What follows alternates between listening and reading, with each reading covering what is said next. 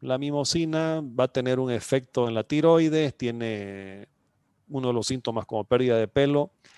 Y es interesante ver de que para que esto de mimosina no ocurra o no actúe sobre el animal, en Paraguay los animales se han infectado, por así decir, una bacteria que vive en el rumen, que no hace daño al animal. Y esta bacteria tiene la particularidad de desactivar la monensina. Entonces, si uno va a trabajar con bastante inclusión de leucaena como fuente de proteína con los famosos bancos forrajeros, sería necesario irse hasta Paraguay y traerse liofilizado, un poco de líquido ruminal, y con eso infectar el hato acá, y podríamos nosotros estar utilizando de una manera interesante esta proteína. En el tema ese, estimado ingeniero, el doctor Gasco cabalmente hizo su test en Navillo. En este sí es un tema entonces también alguna transformación,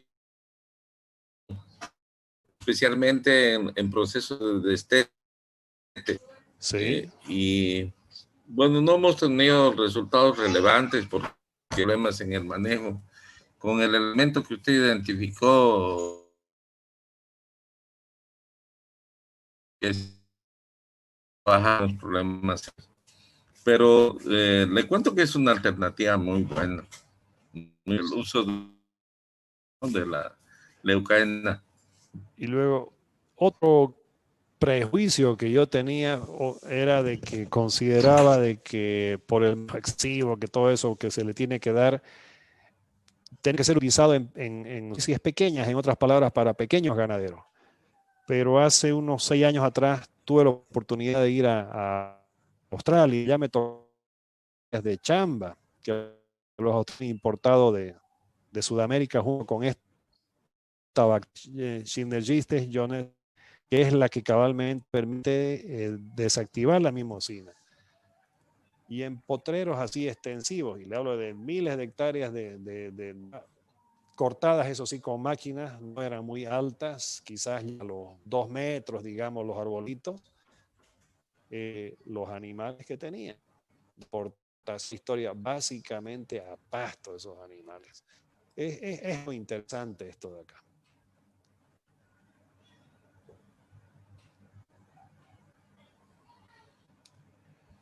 Nuevamente les hago acuerdo lo que ayer vimos, la exportación de carne.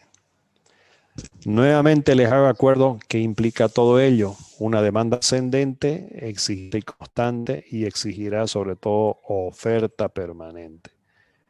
Ayer lo vimos de una manera un poco la forrajera, pero nosotros como pecuaristas definitivamente tenemos que hacer los animales en cantidad y calidad a lo largo del año. No sé, no. Ahora, al ruso, hablaba el señor que trabajó en Senasac, que ya es una realidad, no le va a importar si se inundó o se secó o hubo bloqueo en el Char, nada de eso. Ellos lo que van a querer es su número de contenedores con una calidad definida permanente. Tenemos que olvidarnos de este efecto que nos causa la lluvia. La demanda va a ser, esperemos que sea ascendente.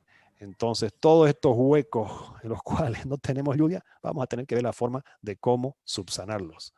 Que no les falte nunca alimento. Y entramos.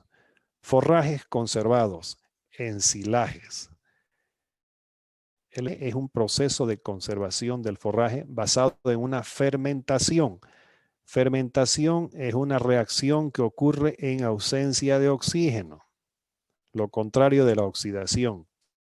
Es una fermentación láctica, es decir, que se promueve el desarrollo de ácido láctico como un medio para bajar el pH del ensilaje y de esa manera permitir que las calidades nutritivas del mismo se mantengan.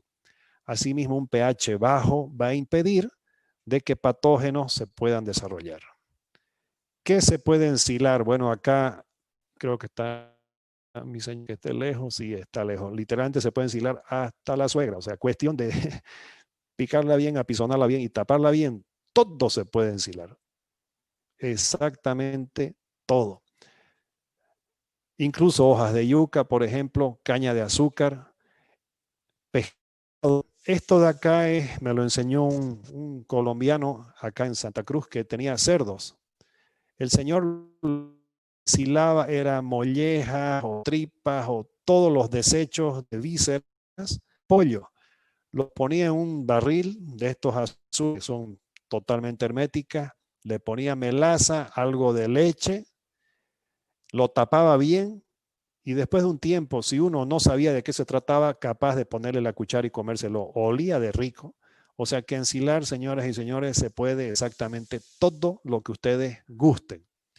Quizás alguno de ustedes ahorita me diga, bueno, ¿qué opina de ensilar caña de azúcar? Ensilar caña de azúcar, ahí hay que pensarlo dos veces. La caña per se es un silo vivo. Entonces, el único motivo para mí, o dos motivos serían, de ella que ensilar la caña es que de repente entró fuego, se quemó y quedaron solamente las astas. Bueno, ahí sí que hay que ensilarla para que no se pierda. O lo otro, en caso que resulte complicado, vaya el tractor y pique un poquito de caña para darle eso al animal ese día. Entonces ahí, por ejemplo, si las hectáreas, bueno, de una vez ensilarlas y así el afán quizás dure una semana, el ganadero va a estar más tranquilo. ¿Por qué puse hojas de yuca, señores? Una hoja de yuca tiene alrededor de 30% de proteínas, por si en un caso. Y si bien la hoja de yuca tiene esa resina que lo hace poco palatable para los rumiantes, después de un proceso de ensilaje, cuando baja el pH y ocurre esa fermentación, la palatabilidad aumenta y realmente resulta interesante. Veo que el señor Eddie está levantando la mano. Ahorita voy a ver qué puedo hacer. Ingeniero, soy yo. Estoy me quedó una pequeña duda sobre el tema del ensilaje de caña. No le entendí bien, que se entrecortó aquí un poco. ¿Por qué cree que no le convence mucho el tema del ensilaje de caña? O sea, bueno, para hacer un ensilaje de caña usted necesita una buena máquina que lo bien. Y si quiere realmente una calidad correcta, necesita usted un fermento especial para caña. No me acuerdo cuál es el inoculante que se requiere, cuál es la bacteria acidoláctica precisa para eso.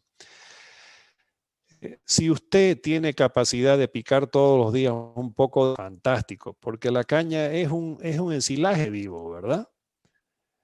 Entonces, pero si por otro lado es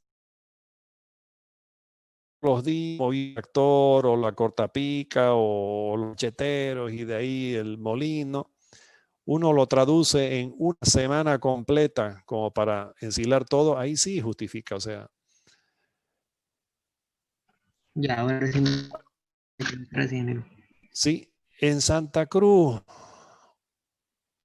realmente los ensilajes más comunes son maíz de sorgo y cada vez se va a ver más ensilajes de pasto, basa, suri, aruana. El rey de los silos es el silo de maíz, definitivamente, y de lejos, por más que chillemos, patalemos, es el mejor. Pero ¿qué ocurre? El maíz no tolera mucho sequías. Y en las zonas ganaderas, al menos de Santa Cruz, cada vez llueve no solamente menos, también mucho más desuniforme. Entonces la gente que optó, sorgo. ¿Por qué? Porque el sorgo es más tolerante a la sequía. Tiene la capacidad de desarrollar raíces muy profundas que, bueno, tienen de alcanzar el agua que está en el suelo. Pero últimamente también está tan desuniforme el tema de las lluvias que la gente está empezando a optar silos de pasto. Si ponemos hielos, puede aspirar a un 100 de sorgo, si paramos con el maíz, llegará a un 85 y quizás llegue a un 80 de nota. pero la tener una materia, un forraje que después uno pueda dar a los animales, porque en leche el pasto, el silo de pasto, sobre todo de alto rendimiento, suple, al menos da la seguridad de que uno va, por ejemplo, que sembrar yo muchas veces no hay para comprar. Y el otro día hablando con un agricultor de la zona norte, inclusive, por Portachuelo, unas 2 veces, unas 3 veces a 4 veces, me decía más o menos. Con el silo de sorgo rezaré una vez, pero no necesito. Es cierto. Una ocasión, un solo año sufra para que se dé el próximos años, ahí lo va a tener. Entonces, hay seguridad de que llueva, si ya está el pasto sembrado, uno tiene para poder luego para disponibilidad de los animales. Cuando trabaja, por ejemplo, con silo de versus silo, claro que es necesario hacer ajustes, darle un poquito más de normalmente energía, es decir, ¿no? Y lógicamente también un poco más de proteína.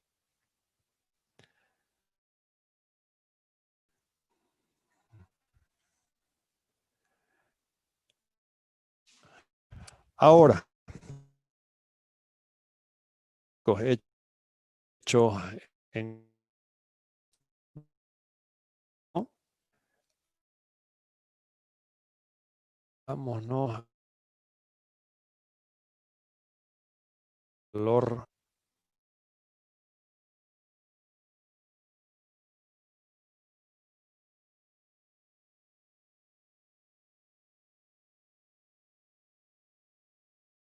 es 1.12 megacalorías por kilo de materia seca. Y vean el tema del sorgo, 1.47. Si uno seguía por estos análisis, uno diría, Felipe está hablando burrera, no rey, sino energía. ¿Aquí de qué se trató? Este era un simple maíz chiriguano y esto de acá era un silo de sorgo granífero. Mucho grano. Y esto fue en una lechería cerca a Montero, donde se realizó la comparación de esto. Bueno, empezamos a dar a las vacas y cuando cambiamos de maíz a sorgo, normalmente en nutrición, como ayer lo mencioné, uno tiene que ir de bueno para mejor. Si comencé dándole chacha es porque después le voy a dar lomito. No. De ahí que, por ejemplo, hay mucho problema que terneritos que fueron criados feeding, por ejemplo, o fueron vendidos al destete a un ganadero que después todo en un pastizal, esperen, van a bajar un montón de. Entonces aquí surgió realmente una pregunta, bueno, ¿qué hacemos? Según Peles, el silo de maíz es de mejor calidad o energía que el silo de sorgo. Y aquí tengo la.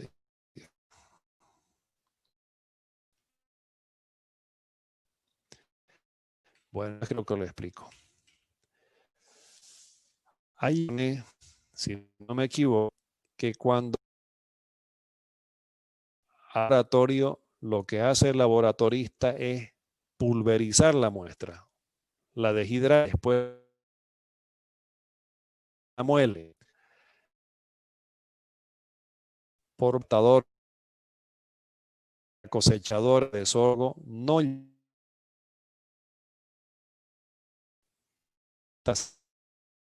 Entonces, en la vida real, su aporte energético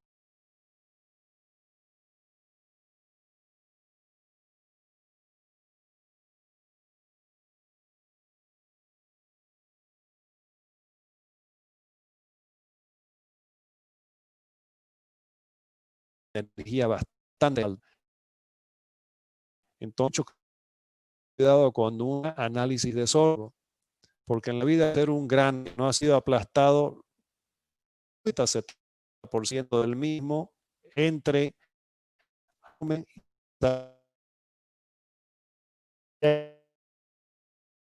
y lógico que sorgo, salen, este heno va a estar una belleza porque tiene su cierto el heno, ese molino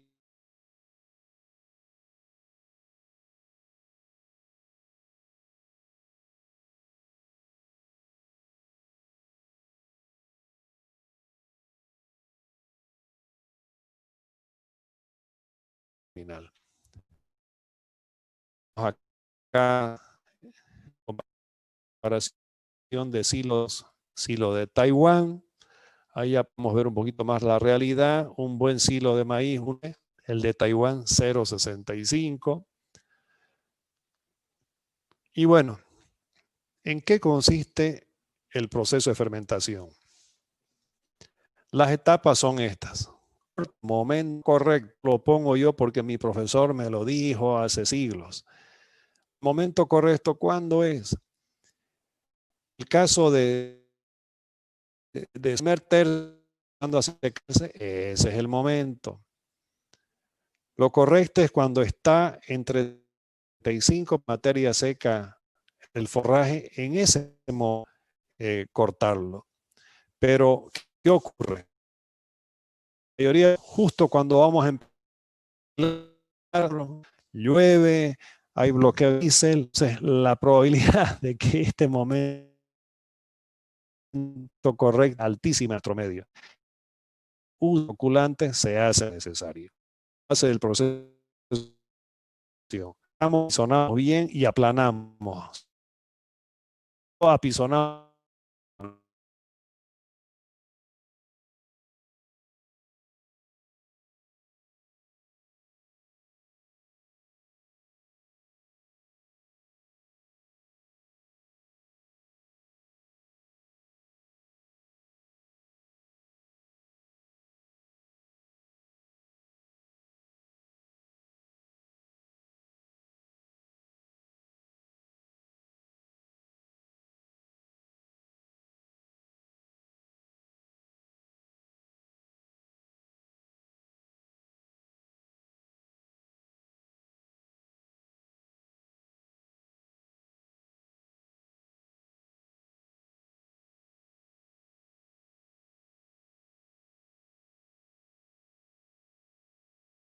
Lástima que no tomé fotos a una lechería que fue, pero era una pena, porque el silo estaba realmente bonito, pero ¿cómo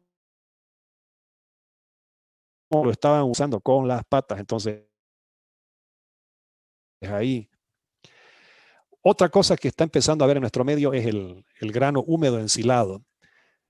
Se cosecha el grano con 32 a 28% de humedad con las cosechadoras convencionales. Luego se lo pasa por una especie de rodillo que está normalmente en esta embutidora y luego ustedes vieran qué material más bonito es un sorgo, por ejemplo, ensilado. A tal extremo que después de ese proceso de ensilado del grano de sorgo, la digestibilidad llega del maíz.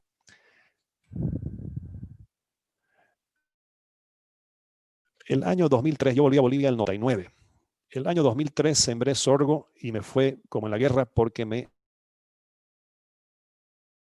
cundieron los loros y los pájaros y todo eso y realmente se comieron muchísimo sorgo. Ese error no lo cometí el 2004. Yo lo que era el grano para las vacas lecheras. Algo que me di cuenta en aquel entonces fue más por accidente o porque ese día estaba inspirado, era de que los loritos no atacaban al sorgo que estaba medio verde. Ya después hablando con expertos en la materia me dicen, mira, un sorgo que todavía está verde contiene todavía bastante tanino y eso no le gusta a los pájaros. Entonces, siguiendo lo que yo aprendí hace muchos años atrás de que todo se puede ensilar, dije, ok, ¿por qué no lo corto medio verdecito y lo ensilo y así los dejo con los crespos hechos a los loros? Y cabalito, hice eso. Ensilé grano húmedo. A mano, no eran muchas hectáreas, a mano fue la cortada de la panoja y después en un molino Nogueira, para no, o sea, sin afán de hacerle propaganda, hice una harina y lo ensilé. Hubieran visto la calidad del producto que surgió de eso. Otra tendencia u otro invento u otra opción u herramienta, como gusten decirlo, que tenemos hoy por hoy es el grano de sorgo rehidratado. Y por ejemplo, esto podría ser una opción para el Beni. ¿En qué sentido? Época seca, uno consigue a muy buen precio sorgo en Santa Cruz y se lo lleva hasta el Beni con un máximo un 13% de humedad. Ese sorgo, ya una vez estando en el Beni, se le puede echar, o sea, molerlo y echar agua. Acá tengo inclusive una foto de una mega moledora y no sé si ustedes ven aquí los chorritos de agua. Lo que se hace en este proceso es molerlo el sorgo o el maíz y subir el tenor de humedad entre 30 a 35% y recién ensilarlo. Señores, es una forma de conservar el sorgo fantástica y lo interesante es que cuando lo abran ustedes van a ver lo digestible que es ese material. Entonces acá, sacando costos lógicamente, encuentro yo que hay una muy buena opción para aquellas personas que quieran suplementar en época que, bueno, sea necesario. Acá, por ejemplo, fíjense ese sorgo reconstituido en cuanto a aumento de peso diario, la conversión alimenticia realmente interesante. Eso equivale a que la digestibilidad, gracias al proceso de acidificación, de ensilaje, se vio multiplicada. Bueno, señores, yo me voy a ir a tomar mi cafecito. Me voy a tomar una pausa de 15 minutos. Y aquí le pongo al buito este que les pide su atención a ustedes porque en este momento vamos a recordar algo que aprendimos en primero intermedio, que se llama, no, sí, vamos a recordar, algo que aprendimos en primero intermedio que se llama la regla de 3 simple. Doctor Mariscal. Sí, sí, ingeniero, dígame. Vamos a recordar algo, me disculpo, ya sé que estamos entre puros profesionales, pero a veces se nos olvidan las cosas. No se olviden que la regla de 3 simple es sencilla. Uno necesita 3 valores, 1, 2 y 3, y consiste en multiplicar el que está solito por el que está cruzadito entre el último que me queda. Esa es la primera regla de la regla de 3 simple. Y la segunda es, si a este lado puse, por ejemplo, jarrones, si arriba puse jarrones, abajo tengo que poner jarrones también como unidad. Entonces, no, por ejemplo, si una gallina equivale a 2 pollitos, un pato equivale, no. Si aquí dice una gallina, aquí tiene que decir gallina también. Son básicamente las 2 reglas con las cuales hacemos una regla de 3 simple. Esta regla de 3 simple es una maravilla. Me ha tocado ver colegas, yo soy agrónomo, me ha tocado ver agrónomos que qué misterio el que le ponen a este cálculo. Y lo más interesante, ganan plata con el mismo. Entonces, doctor Mariscal, podríamos hacer lo siguiente. Si usted gusta, una media horita de pausa en el siguiente sentido. Lo que usted disponga, estimado ingeniero. Caramba. Permítame un ratito, voy a dejar de compartir. Aquí tuve un error. ¿Ya?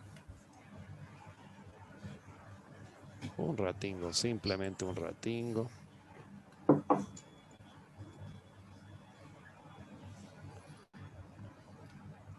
Ya, mis animaciones fallaron en esta ocasión. En realidad no. Qué raro. Un ratingo, por favor.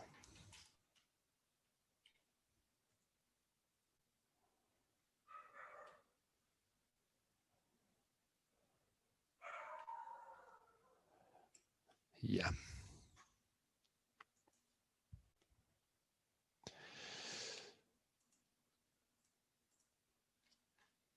Un ratingo.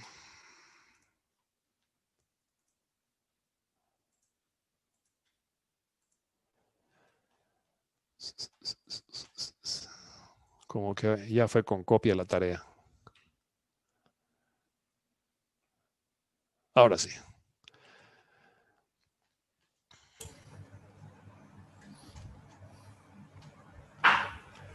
Permítame, se va a poner más emocionante esto.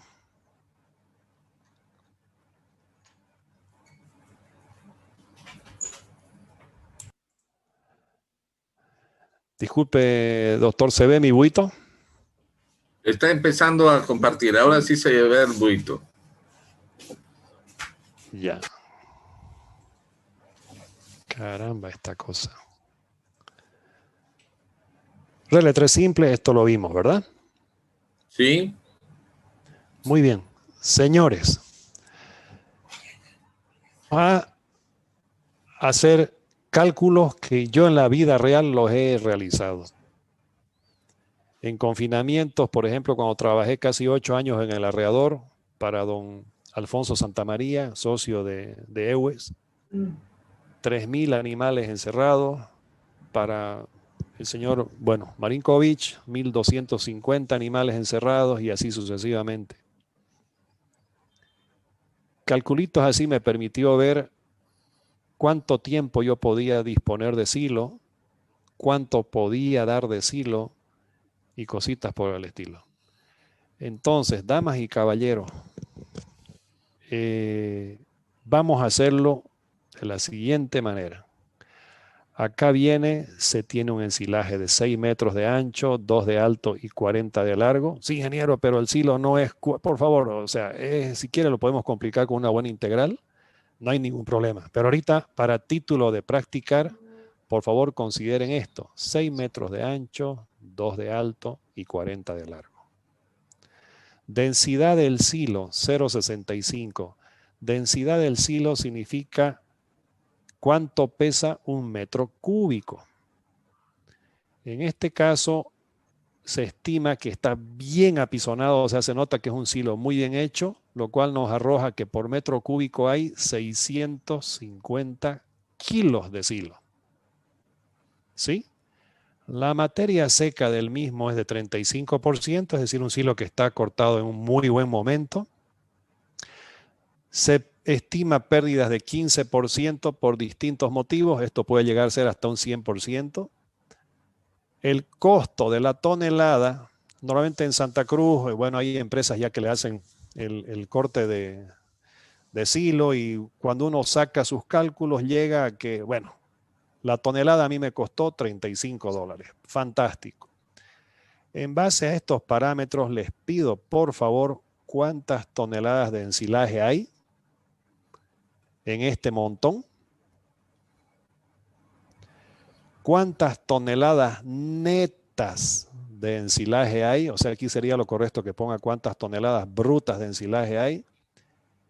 Y otra cosa, ¿cuánto cuesta realmente la tonelada de ensilaje? Por ejemplo, ¿qué ocurre acá? El señor Chocorroca, que tiene una empresa muy interesante de ensilaje, se lo hace y le dice, mira Felipe, ahí tenés 1.000 toneladas de silo. Yo saco mis números, ok, la tonelada me sale a 35, o sea, y todo me costó $35.000, por ende la tonelada me sale a $35. Pero después de un tiempo tengo pérdidas de 15%. Equivale a que la tonelada ya no vale $35, va a valer un poquito más. Entonces, con esta capacidad de determinar la pérdida del silo, que con práctica se lo logra, uno puede sacar dos números finales muy interesantes. Uno, cuánto realmente yo dispongo de silo, y lo otro, cuánto realmente me está costando mi silo. Entonces aquí vienen 3 respuestitas que están escondidas. Y finalmente después ya lo pongo más difícil todavía, no más difícil, sino poquito más tiempo para darle. Si un animal come 10 kilogramos de materia seca por día y el hato es de 50 animales, ¿para cuántos días hay ensilaje? ¿Y qué superficie de silo tengo que abrir diariamente? No se olviden que cuando uno abre el silo ya empieza el proceso de descomposición por el ingreso de oxígeno. Entonces, si nosotros aquí le pegamos la apertura a una cantidad que lo vamos a utilizar durante 5 días, digamos, estas pérdidas de acá van a ser mayores. Y si esto es mayor, vamos a tener dos cosas: menos alimento para nuestros animales y más costo. Mezcla dañina para cualquier productor. Entonces, señores, mientras yo disfruto un cafecito y una galletinga, podemos hacer lo siguiente, doctor Mariscal. Ahorita son las, déjeme ver en mi reloj, 20:38. Podríamos reunirnos a la... ¿Qué tiempo considera usted, doctor, para hacer esto que aprendimos a hacer nosotros en primero intermedio? Yo creo minutos, que media hora. yo creo que podemos estar iniciando nuevamente a las 21:00, ¿no? Es decir, en 12 minutos, en 22 minutos, en 21 minutos. En 21 minutos, 22 minutos. Listo, señores. Los dejo. En 21 minutos yo estoy nuevamente por Entonces aquí. Hagamos lo siguiente. Nos volvemos a conectar al mismo enlace en 21 minutos. Listo. Doctor Mariscal, doctor ¿sí? Mariscal, algo que me gustaría apelar a la conciencia de cada uno. Yo veo hartos docentes acá y al mismo tiempo veo harta gente joven, es decir, exactamente en los cuales está apoyándose ahorita el futuro. Porfa, póngale ganas y que cada uno haga sus números, ¿sí? Que esto va a ser algo que después nosotros lo vamos a hacer de manera rutinaria quizás, y lo interesante es que se puede aplicar. Esto no es teoría, señoras y señores. Esto sirve para ganarse los centavitos que después uno, bueno, lo logra mediante una buena asesoría. Perfecto. Entonces, quedamos en eso, doctor. He enviado ya la captura del ejercicio a cada uno. Entonces, cada uno tiene ya la captura. Nos conectamos a las 9 en punto, por favor, licenciado Hans.